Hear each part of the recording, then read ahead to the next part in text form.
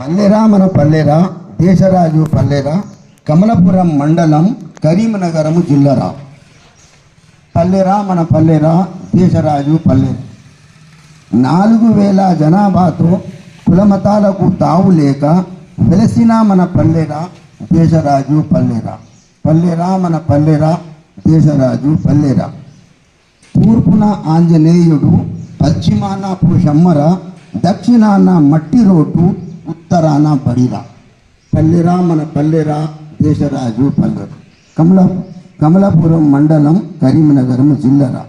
7 తరగతులకు కలిపి 3 పంతుళ్ళురా, 20 పరిచారకులతో 5 సిబ్బందిరా.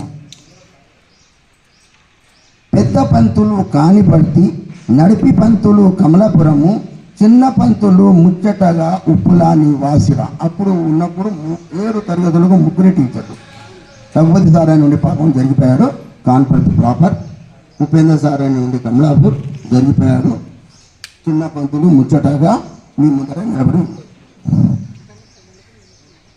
పాఠశాల విద్యార్థులంతా 240రా.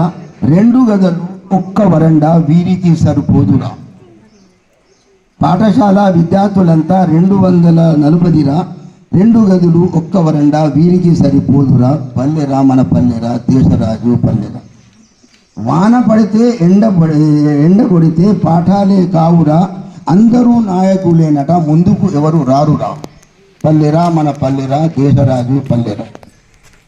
ఆటలాడే వయసు వీరిది, ఆట స్థలము లేదురా. నడి ఊరిలో బడిరా, ఇది మన పల్లె బడిరా. పల్లెరా మన పల్లెరా దేశరాజు పల్లెరా.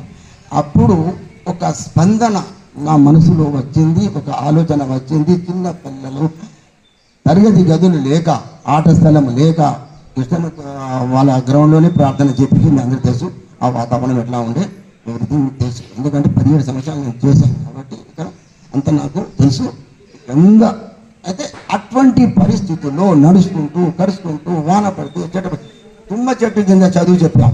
తుమ్మ చెట్టు కింద, వేప చెట్టు కింద కూడాను పూజ చెప్పాం కాబట్టి ఆ గౌరవము మాకు ఈరోజు దక్కింది నేను అనుకుంటున్నా మీ వల్ల. ఎందుకంటే ఇప్పుడు అందరూ అన్నారు సార్లు, మీరు చెప్పిన క్రమశిక్షణ, మీరు ఇచ్చిన విద్యాబోధన, మీరు ఇచ్చినటువంటి ఈ యొక్క మాకు గిఫ్ట్, ఈ బహుమానం మాకు ఈరోజు ఈ స్థాయికి తీసుకొచ్చింది అని అంటున్నారు. 4 లక్షల సాలరీ అంటే వాడు వచ్చి నాకు నమ్మకం పెట్టాలంటే, ఉపాధ్యాయుడికి తన తల్లిదండ్రులకు, తన కొడుకు, తన కూతురు